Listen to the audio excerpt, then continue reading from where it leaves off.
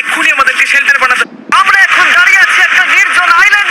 আমরা এইমাত্র একটা পরিত্যক্ত শহরে পা রাখলাম, আর আমরা এখানে আগামী 7টা দিন কাটাতে চলেছি। আর এটার সাহায্যে আমরা ফিরবো আগামী 7টা দিন এখানে কাটানোর। এখন ঠিক আছে, প্রথম ল্যান্ডের ডিফেন্স হলো সিন্ডার ব্লকের ওয়াল, তারপরে থাকবে শিপিং কন্টেনার যেগুলোর মধ্যে ফ্রিজ ভরা থাকবে, আর তারপরে থাকবে গাড়ির দেওয়াল যাতে বুলেটগুলো আটকানো যায়। তোমার কি মনে হয় এই সব কিছু এই বুলেটগুলোকে আটকাতে যথেষ্ট?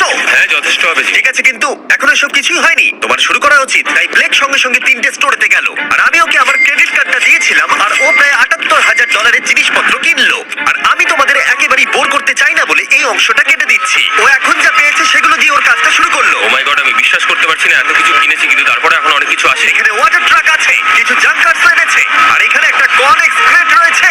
ও তো অনেক জিনিস নিয়ে এসেছে। এটা একটা পাগলামি। ওই মেশিন গান ধরে থাকা লোকগুলোকে নিয়ে ভয় পেও না, ধরে না ওরা ওখানে নেই।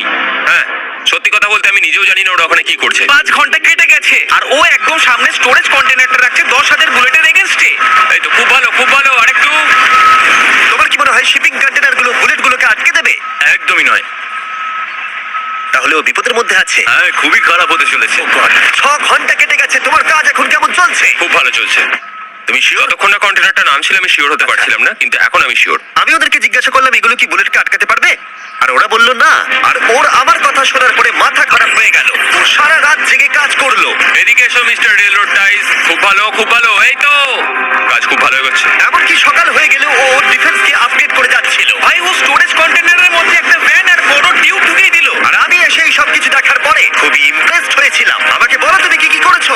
আমি সামনে অনেক কংক্রিট রেখেছি, আর সব থেকে লম্বা ওয়ালটা মাঝখানে করেছি যাতে মেশিন গানের গুলিগুলো আটকানো যায়, কারণ ওগুলো খুব ভয়ঙ্কর। স্টোরেজ কন্টেনারে গাড়ি আর অনেকগুলো জলের ড্রাম রেখে দিয়েছি। আর তোমরা যদি এই দিকে আসো, তোমরা দেখতে পাবে ও ল্যাম্বরগিনিটা এখানে রাখা আছে সবকিছুর মাঝখানে। একদম ঠিক, খুব সুন্দরভাবে। তোমার কি মনে হয় এই সব কিছু বুলেটগুলোকে আটকাতে পারবে? হ্যাঁ, পারবে।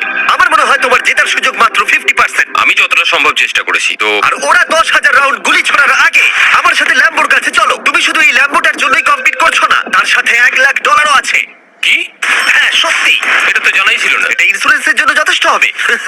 24 ঘন্টা কেটে গেছে। 8 জন সোলজার, $10,000